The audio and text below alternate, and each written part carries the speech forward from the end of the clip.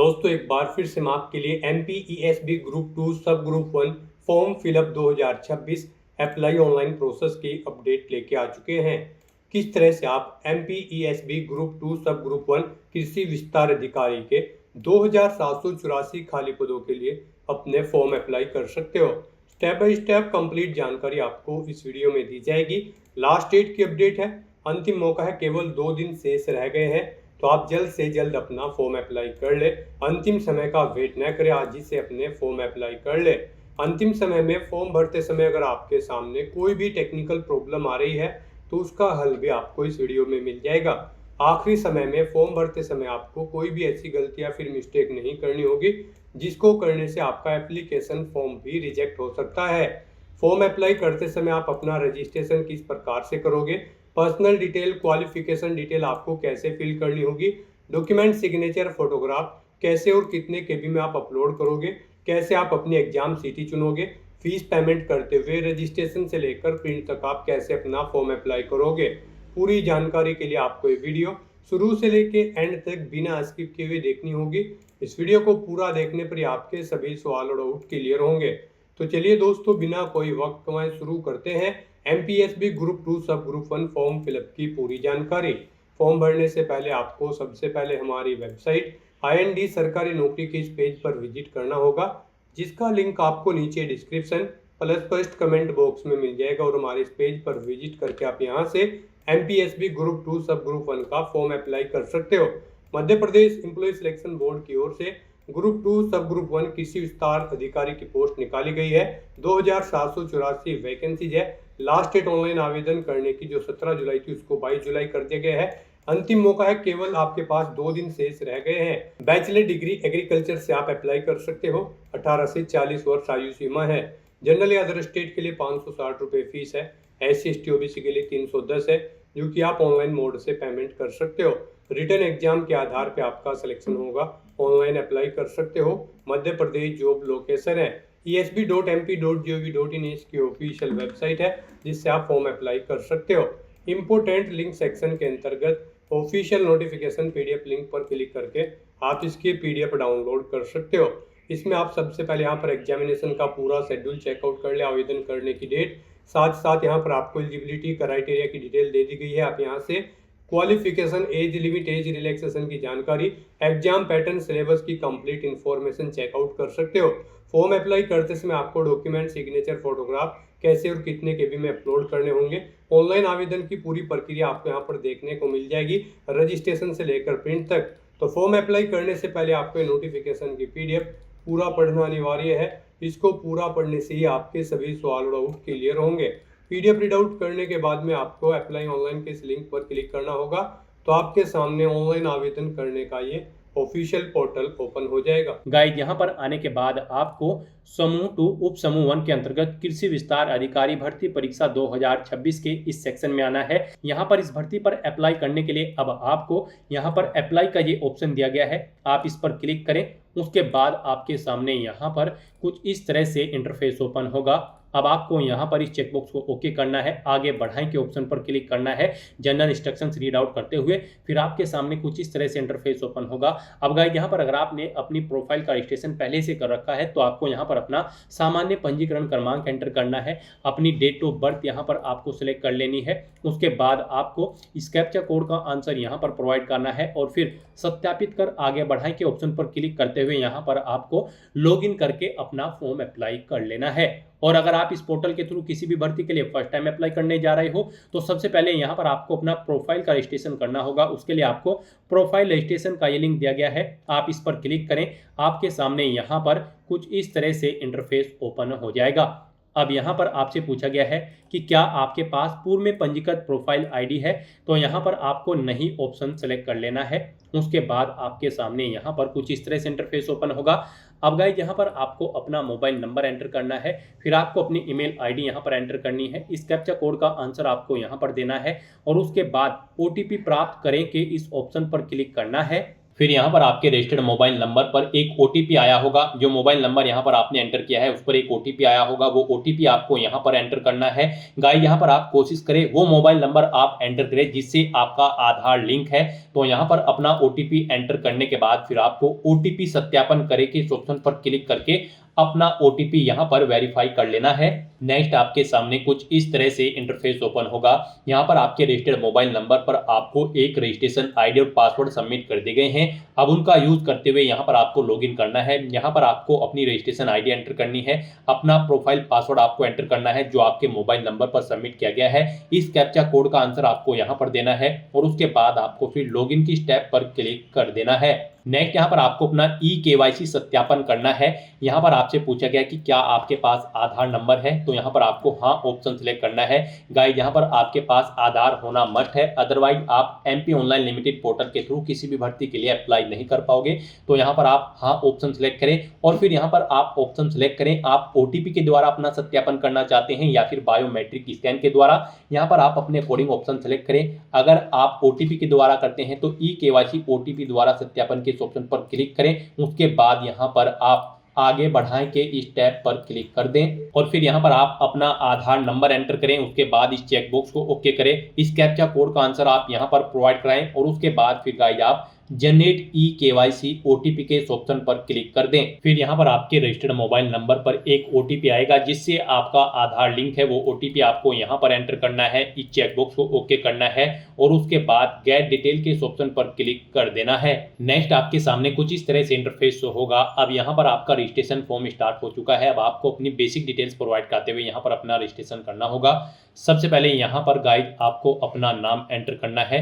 उसके बाद यहाँ पर आपको अपना उपनेम यहाँ पर एंटर करना है। फिर यहाँ पर आपको अपने पिता या पति का नाम देना है, अपनी मदर का नाम आपको एंटर करना है। फिर यहाँ पर आपको अपनी 10वीं क्लास के अकॉर्डिंग अपनी डेट ऑफ बर्थ यहाँ पर सेलेक्ट कर लेनी है। 10वीं क्लास में जो आपकी जन्म तिथि दर्ज है उसके अकॉर्डिंग आपको अपनी डेट ऑफ बर्थ यहाँ पर सेलेक्ट करनी है। फिर आपसे पूछा गया कि क्या आप मध्य प्रदेश के मूल निवासी हैं, अगर हैं तो आप हाँ करेंगे, नहीं तो नहीं करेंगे। उसके बाद यहाँ पर आपको अपना जेंडर सेलेक्ट करना है, आप मेल हो या फिर फीमेल। फिर यहाँ पर आपको अपनी श्रेणी कैटेगरी सिलेक्ट कर लेनी है, आप रिजर्व कैटेगरी से एससी, एसटी, ओबीसी या फिर अनरिजर्व कैटेगरी से हैं, आप अपने अकॉर्डिंग यहाँ पर ऑप्शन सेलेक्ट कर लें। फिर यहाँ पर आपसे पूछा गया कि क्या आप आर्थिक रूप से कमजोर ईडब्ल्यूएस श्रेणी के अंतर्गत आते हैं, अगर आप अनरिजर्व कैटेगरी कैंडिडेट हैं तो इसमें हाँ या नहीं आप ऑप्शन सेलेक्ट करेंगे। और अगर आप यहाँ पर एससी, एसटी या फिर ओबीसी कैंडिडेट होंगे तो फिर आपके सामने ये ऑप्शन डिसेबल्ड कर दिया जाएगा। फिर यहाँ पर आपको अपनी हायर क्वालिफिकेशन सेलेक्ट कर लेनी है, यानी कि आपकी जो हाईएस्ट क्वालिफिकेशन है वो आपको यहाँ पर सिलेक्ट कर लेनी है। आपने यहाँ पर ग्रेजुएशन, पोस्ट ग्रेजुएशन या फिर 12वीं या फिर कोई इंजीनियरिंग डिग्री, डिप्लोमा, जो भी आपकी हायर क्वालिफिकेशन है वो यहाँ पर आपको सिलेक्ट कर लेनी है। फिर आपको अपने निवास का क्षेत्र यहाँ पर सिलेक्ट करना है, आप रूरल एरिया में रहते हैं या फिर अर्बन एरिया में यानी कि ग्रामीण या शहरी, आप अपने अकॉर्डिंग ऑप्शन सेलेक्ट करें। फिर यहाँ पर आपसे पूछा गया कि क्या आप दिव्यांग कैंडिडेट हैं और आपकी डिसेबिलिटी न्यूनतम 40% है, अगर है तो आप हाँ करेंगे, नहीं तो नहीं ऑप्शन सेलेक्ट करेंगे। हाँ ऑप्शन अगर आप सेलेक्ट करते हैं तो फिर यहाँ पर आपको अपनी दिव्यांगता का प्रकार सेलेक्ट कर लेना है और अगर आप दिव्यांग कैंडिडेट नहीं है तो सिंपली यहाँ पर आप नो ऑप्शन सेलेक्ट कर लेंगे। उसके बाद यहाँ पर आपको ये डिटेल प्रोवाइड नहीं करानी होगी। फिर यहाँ पर आपको अपनी वैवाहिक स्थिति का विवरण देना है। यहाँ पर आपसे पूछा गया कि क्या आप विवाहित हैं, अगर हैं तो आप हाँ करेंगे और यहाँ पर फिर आपको अपनी विवाह की तिथि सिलेक्ट करनी होगी और अगर नहीं है आप विवाहित तो आप नहीं ऑप्शन सेलेक्ट कर लेंगे। अगर आप विवाहित हैं तो यहाँ पर आपको फिर अपने जीवित बच्चों की संख्या देनी है, अंतिम बच्चे की जन्म तिथि यहाँ पर आपको सेलेक्ट करनी है। अंतिम बच्चा जुड़वा है तो आप हाँ करेंगे, नहीं तो नो ऑप्शन सेलेक्ट करेंगे। इस तरह से यहाँ पर आपको अपनी डिटेल देने के बाद फिर आपको अपनी एड्रेस की डिटेल यहाँ पर प्रोवाइड करनी है। यहाँ पर सबसे पहले आपको अपना मकान नंबर एंटर करना है, गली, मोहल्ला, गांव, क्षेत्र, कॉलोनी, शहर या तहसील एंटर करनी है। अपना स्टेट आपको सेलेक्ट करना है, इसके अकॉर्डिंग आपको डिस्ट्रिक्ट यहाँ पर सेलेक्ट कर लेना है। फिर यहाँ पर आपको अपना पिन कोड एंटर कर देना है। इस तरह से यहाँ पर आपको अपने एड्रेस की डिटेल प्रोवाइड करनी है। फिर यहाँ पर आपको आपका मोबाइल नंबर और ईमेल आईडी ऑटोमेटिकली फिर मिलेगी जो आपने रजिस्ट्रेशन आईडी क्रिएट करते हुए प्रोवाइड कराई थी। अब यहाँ पर आपको आपकी बॉडी पर कोई कट या तिल का निशान है तो उस पैलेस का नाम यहाँ पर देना है।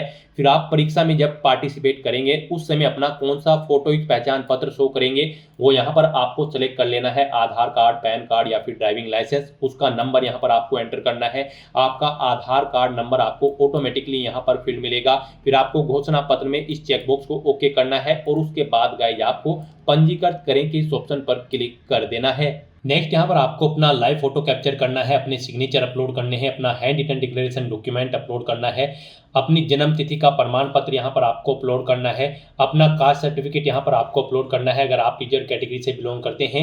दिव्यांग कैंडिडेट हो तो आपको यहाँ पर दिव्यांगता का प्रमाण पत्र अपलोड करना होगा। इनके लिए आपको गाइडलाइन दी गई है, इन्हें ध्यान में रखते हुए आपको अपने डॉक्यूमेंट्स को आपको अपलोड करना है।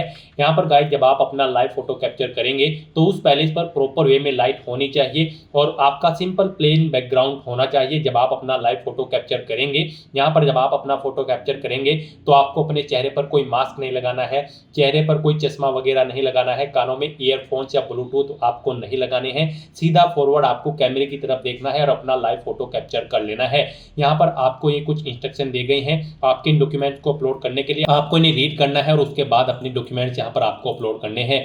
जब यहाँ पर आप अपना लाइव फोटो कैप्चर करेंगे तो यहाँ पर आपके पास इसे कैप्चर करने के लिए दो ऑप्शन हैं। आप यहाँ पर वेब कैमरा के थ्रू अपना फोटो कैप्चर कर सकते हैं या फिर QR कोड को स्कैन करते हुए अपने मोबाइल फोन से भी आप अपना फोटो कैप्चर कर सकते हैं। यहाँ पर वेब कैमरा के थ्रू जब आप अपना फोटो कैप्चर करेंगे तो आप फोटो कैप्चर के इस ऑप्शन पर क्लिक करेंगे और अपने वेब कैमरा के थ्रू यहाँ पर आप अपना लाइव फोटो कैप्चर कर लेंगे। अगर QR कोड के थ्रू अपना फोटो कैप्चर करना चाहते हैं तो आप जनरेट QR के इस ऑप्शन पर क्लिक करें। ये QR कोड आप अपने मोबाइल फोन से स्कैन करें, जो भी आपके मोबाइल फोन में QR कोड रीड करने की एप्लीकेशन होगी उसके थ्रू आप इसे स्कैन करें और अपना लाइव फोटो यहाँ पर कैप्चर कर लें। उसके बाद गाइज यहाँ पर आपको इस चेकबॉक्स को ओके करना है कि मुझे अपना फोटो हस्ताक्षर उचित स्थान पर सही और स्पष्ट दिखाई दे रहा है।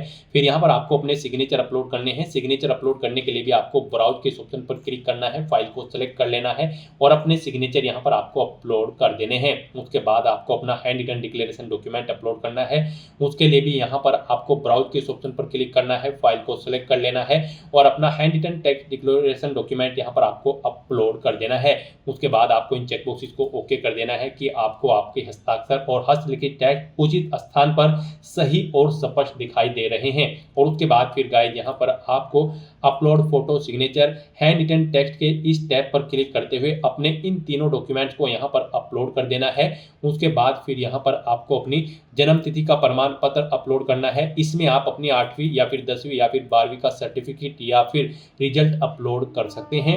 यहाँ पर इनकी विड्थ डॉक्यूमेंट के आपके 700 पिक्सल से 800 पिक्सल के बीच में होनी चाहिए, हाइट 400 पिक्सल से 950 पिक्सल के बीच में होनी चाहिए और ये तीनों डॉक्यूमेंट आपके JPG फॉर्मेट में होने चाहिए। तो इन डॉक्यूमेंट्स को भी अपलोड करने के लिए आपको चूज फाइल के ऑप्शन पर क्लिक करना है, फाइल को सिलेक्ट कर लेना है और upload birth certificate, upload caste certificate, upload handicap certificate के ऑप्शन पर क्लिक करते हुए अपने इन तीनों डॉक्यूमेंट्स को भी यहाँ पर आपको अपलोड कर देना है। और फिर गाइस यहाँ पर आपको सबमिट डिटेल के इस ऑप्शन पर क्लिक कर देना है। फिर यहाँ पर आपको आपके रजिस्ट्रेशन का पूरा प्रीव्यू शो कर दिया गया है। आपको सभी डिटेल्स केयरफुली चेकआउट करनी है, पेज को नीचे स्क्रॉल डाउन करना है और उसके बाद आपको प्रिंट प्रोफाइल रिसिप्ट के इस ऑप्शन पर क्लिक करके अपनी प्रोफाइल का एक हार्ड कॉपी रिसिप्ट ले लेना है फ्यूचर यूज के लिए। अपनी प्रोफाइल का सक्सेसफुली रजिस्ट्रेशन करने के बाद आपको दोबारा से हमारी वेबसाइट के इसी पेज पर आना है और फिर आपको यहाँ पर इंपॉर्टेंट लिंक सेक्शन में एक बार फिर से अप्लाई ऑनलाइन के इस लिंक पर क्लिक करना है। फिर आपके सामने मध्य प्रदेश कर्मचारी चयन मंडल का ये पोर्टल ओपन हो जाएगा। आपको यहाँ पर एक बार फिर से समूह 2 उप समूह 1 के अंतर्गत कृषि विस्तार अधिकारी भर्ती परीक्षा 2026 के इस सेक्शन में आना है और यहाँ पर आने के बाद आपको अब इस भर्ती के सामने यहाँ पर अप्लाई के इस ऑप्शन पर एक बार फिर से क्लिक करना है। फिर आपके सामने यहाँ पर कुछ इस तरह से इंटरफेस ओपन होगा। अब आपको कुछ जनरल इंस्ट्रक्शन दिए गए हैं, आपको इन्हें रीड आउट कर लेना है, इस चेकबॉक्स को ओके करना है, आगे बढ़ाएं के ऑप्शन पर क्लिक करना है। फिर आपके सामने कुछ इस तरह से इंटरफेस ओपन होगा। अब यहाँ पर आपको अपना सामान्य पंजीकरण क्रमांक एंटर करना है, वो पंजीकरण क्रमांक जो यहाँ पर आपको आपकी प्रोफाइल रजिस्ट्रेशन करने के बाद प्रोवाइड कराया गया है, वो पंजीकरण क्रमांक यहाँ पर आप एंटर करें। उसके बाद आप अपनी डेट ऑफ बर्थ यहाँ पर इस कैलेंडर में से सिलेक्ट कर ले और फिर गाइड आप इस कैप्चा कोड का आंसर यहाँ पर एंटर करें और उसके बाद सत्यापित कर आगे बढ़ाएं के इस ऑप्शन पर क्लिक कर दें। नेक्स्ट आपके सामने कुछ इस तरह से इंटरफेस ओपन होगा। यहाँ पर आपकी प्रोफाइल डिटेल आपके रजिस्ट्रेशन से फेच करके आपको शो कर दी गई है। आपको सभी डिटेल्स केयरफुली चेकआउट करनी है। इस पेज को नीचे स्क्रॉल डाउन करना है। कहीं पर कोई मिस्टेक है तो आप यहाँ पर एडिट प्रोफाइल रजिस्ट्रेशन के ऑप्शन पर क्लिक करके एडिट कर सकते हैं। और अगर आपकी प्रोफाइल की सभी डिटेल्स ओके हैं तो बस गाइज यहाँ पर अब आपको आगे बढ़ाएं के इस ऑप्शन पर क्लिक करना है। नेक्स्ट आपके सामने कुछ इस तरह से इंटरफेस ओपन होगा। अब यहाँ पर आपका फॉर्म स्टार्ट हो चुका है। यहाँ पर आपको कुछ डिटेल आपकी ऑटोमेटिकली फिर मिलेगी जो कि आपके प्रोफाइल रजिस्ट्रेशन से फेच कर ली गई है। अब आपको इस पेज को नीचे स्क्रॉल करते हुए कॉलम नंबर 31 पर आ जाना है। यहाँ पर अब आपको अपनी कैटेगरी सेलेक्ट करनी है। यहाँ पर आप भूतपूर्व सैनिक है या फिर दिव्यांग है या फिर संविदा कर्मी है या फिर बिना वर्ग है, आप अपने अकॉर्डिंग यहाँ पर ऑप्शन सेलेक्ट कर लेंगे। यहाँ पर अगर आप आयु में छूट चाहते हैं तो इनमें से अगर आप कोई ऑप्शन फुलफिल करते हैं तो आपको आयु में छूट दी जाएगी। अगर आप भूतपूर्व सैनिक है तो यहाँ पर आपने कितने माह सेवा की है वो अवधि आप एंटर करेंगे, फिर आपको यहाँ पर आयु में छूट प्रोवाइड कराई जाएगी। और अगर आप शासकीय कर्तव्य पर हैं और इसके कारण आयु में छूट लेना चाहते हैं तो आप हाँ करेंगे, नहीं चाहते हैं तो आप नहीं ऑप्शन सेलेक्ट कर लेंगे। फिर आपसे पूछा गया कि क्या आप 1/1/1963 के बाद राष्ट्रीय छात्र सेना में पूर्णकालिक कैडेट अनुदेशक के रूप में भर्ती किए गए हैं। अगर किए गए होंगे तो आप हाँ करेंगे, आपको आयु सीमा में छूट मिल जाएगी। नहीं है तो नहीं ऑप्शन आप सेलेक्ट कर लेंगे। आप यहाँ पर राष्ट्रीय छात्र सेना में की गई सेवा की अवधि माह में एंटर करेंगे अगर होंगे।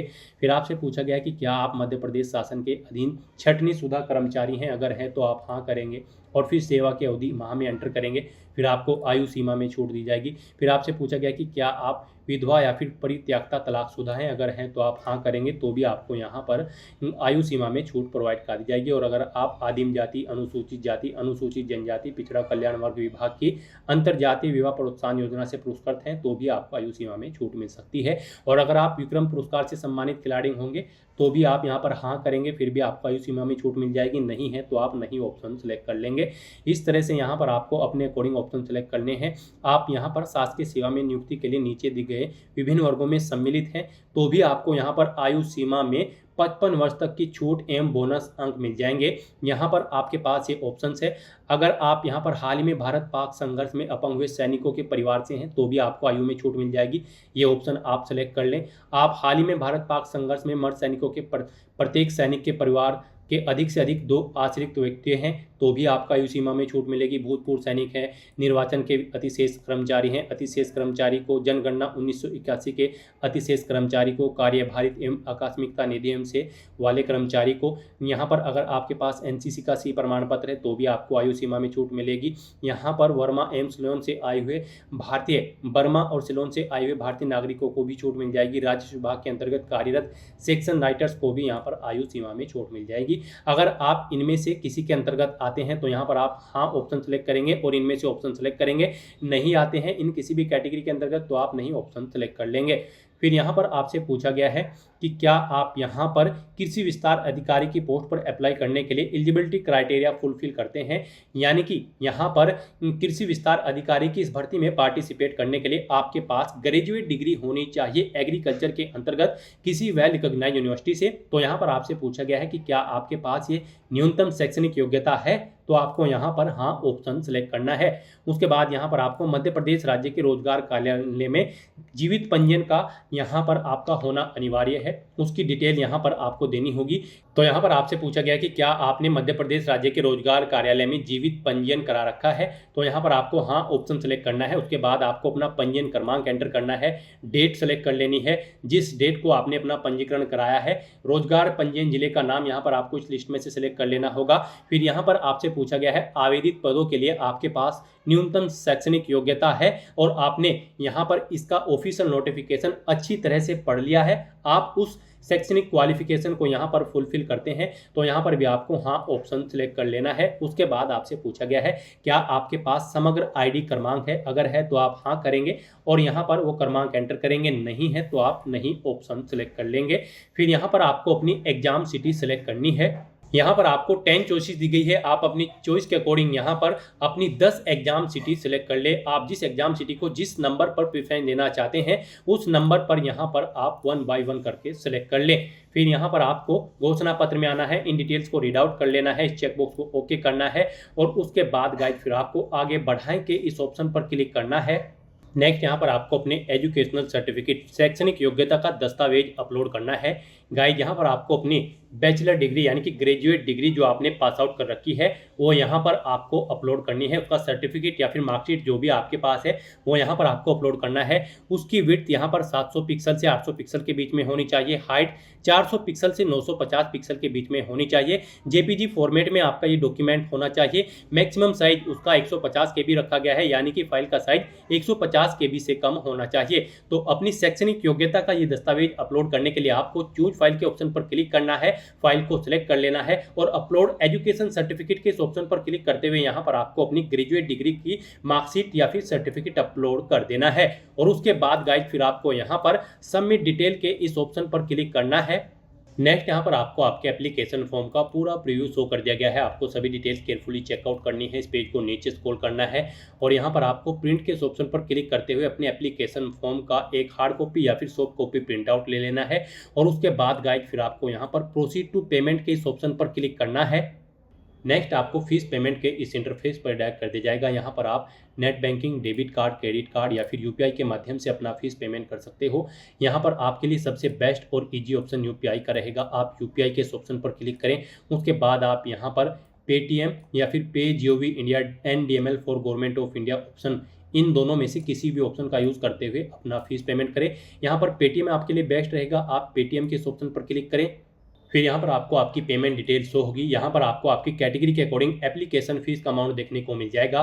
गाइस यहाँ पर जनरल और अदर स्टेट कैंडिडेट, जो मध्य प्रदेश से अलग स्टेट के कैंडिडेट हैं, उनको यहाँ पर 560 रुपये एप्लीकेशन फीस के रूप में जमा कराने हैं और SC ST OBC कैंडिडेट के लिए 310 रुपये एप्लीकेशन फीस है। तो यहाँ पर आपको आपकी कैटेगरी के अकॉर्डिंग एप्लीकेशन फीस का अमाउंट देखने को मिल जाएगा। अब आपको इस डिटेल को चेकआउट करने के बाद सबमिट के इस ऑप्शन पर क्लिक करना है। फिर आपके सामने ये QR कोड शो होगा। आप इसे अपने यूपीआई से स्कैन करें और अपना फीस पेमेंट कर दें। सक्सेसफुली फीस पेमेंट करते ही यहाँ पर आपके एप्लीकेशन फॉर्म की सभी टास्क कंप्लीट हो जाएगी। फिर आपको अपने एप्लीकेशन फॉर्म का एक हार्ड कॉपी या फिर सॉफ्ट कॉपी प्रिंट आउट ले लेना है फ्यूचर यूज के लिए, फ्यूचर रेफरेंस के लिए। तो दोस्तों ऐसे आप MPESB ग्रुप 2 सब ग्रुप 1 कृषि विस्तार अधिकारी की इस भर्ती के लिए अपने फॉर्म अप्लाई कर सकते हो बिना कोई मिस्टेक किए हुए। आज की इस वीडियो में बस इतना ही। आई होप ये वीडियो आपको पसंद आई होगी। अगर पसंद आई हो तो इसे लाइक और शेयर करें। चैनल पर नए हो तो इसे सब्सक्राइब कर लें। Thanks for watching.